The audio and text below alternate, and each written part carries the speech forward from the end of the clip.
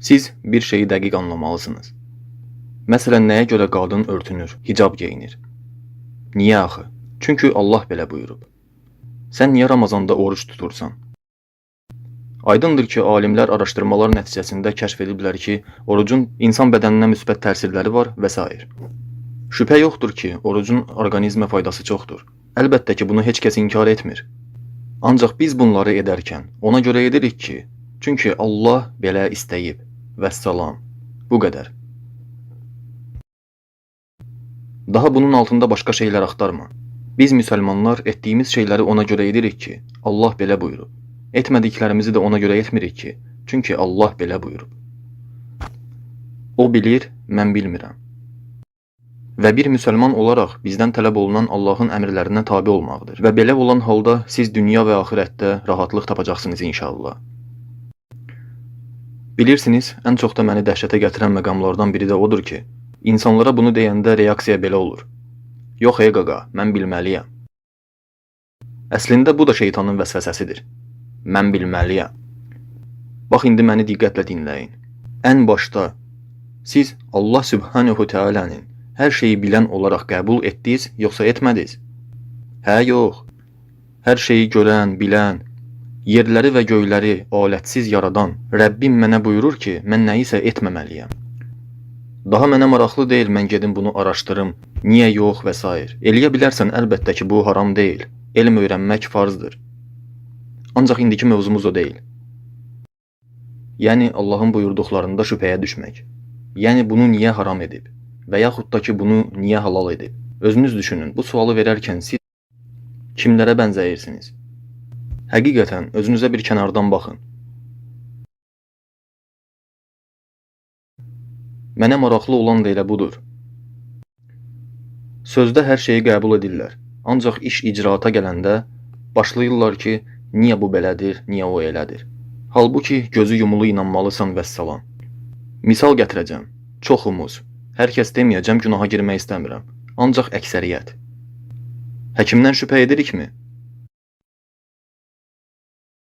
Hə, nə oldu axı? Həkimə gedirik və qarşımızdakı insanın harda təhsil aldığını, neçə universitet bitirdiyini bilmirik. Zərrə qədər məlumatımız yoxdur. Hardandır vəbşi bu həkim? Nə bilim axı? O, həkim otağında gözəl masa arxasında oturmuşdu. Əynində ağ xalat, qalstuk, arxasında da sertifikat asılmışdı. Nə istəyirsən axı məndən? Ağ xalatı, qalstuk, əlində qəşəng qələmi, arxada sertifikatı varmı? Var. Vsyo, deməli həkimdir. Daha o sertifikat hardandır, kimdən alıb? Səni maraqlandırmır. Sən heç bu haqda maraqlanmırsan da. Bəs onda hardaydı sənin məntiqin? Sən hər şeyi bilməliydin axı, nə oldu?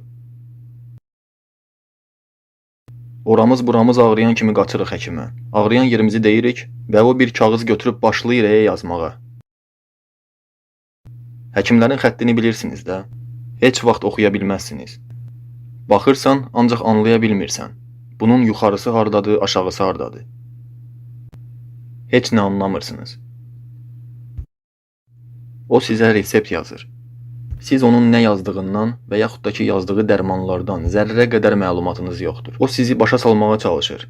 Ancaq siz anlamasanız da başınızı yelləyirsiniz ki, onun qarşısında avam kimi görsənməyəsiniz. Halbuki siz heç nə anlamırsınız. Və siz oradan çıxıb gəlirsiniz əczaçıya. Özün oradan heç nə anlamadığın üçün oradan oxuyub əczaçıya deyə bilmirsən, bunu verin. Ancaq zərrə qədər də şübhə eləmirsən, ha? Yo, qətiyyən. O həkimdir. Axı onun qalstuku var idi. Yəni elə belə adam deyildi. Bəllidir ki, pulu parası var. Deməli gedirsən əczaçıya. Resepti əlində fırlada qalırsan. Özü də sənin üçün həkimdən sonra ən önəmli insan əczaçıdır.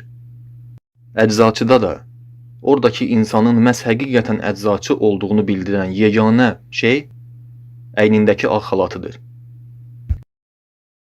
Və əgər sizə xidmət göstərən xalatsızdırsa, yox, zəhmət olmasa o xalatlı xanımı çağırardınız da. O yaxınlaşır və üzünə bir saat baxıb heç nə anlamadığın kağızı gözünün ucu ilə baxmaqla, hə, hər şey aydındır. Nə hə? Aydın olan nədir axı? Sən heç nə anlamamışdın. Halbuki bu sənin sağlamlığınla bağlı bir şeydir.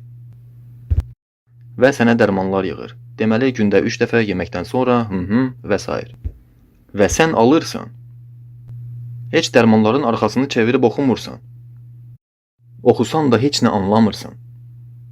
Ancaq yenə də zərrə qədər şübhə eləmirsən. Və gündə 3 dəfə yeməkdən sonra qəbul edirsən. Və həkimin dediklərini hərfiyyən yerinə yetirirsən. Çünki həkim belə deyib. Həkim bilir, mən bilmirəm. Əgər mən sağalmaq istəyirəmsə, həkimin dediklərini etsəm yaxşıdır. Və bu müalicə zamanı bir dənə də olsun sual vermirsən həkimə. Həkim, niyə axı bu belədir? Niyə o elədir? Həkimin dediklərini nöqtəsindən vergülünə kimi dəqiqliklə yerinə yetirirsən. Və ürəyində 100% əminlik var ki, bu mənim üçün şəfa olacaq. Lakin söhbət Allah Subhanahu Teala'nın əmrlərinə gələndə isə suallar çıxır ortaya. Bu niyə belədir, o niyə elədir? Ağıllı çıxıblar, hər kəsin öz fikirləri var imiş. Bu niyə belədir, qaqa? Nəsə bu cavab məni qane eləmir.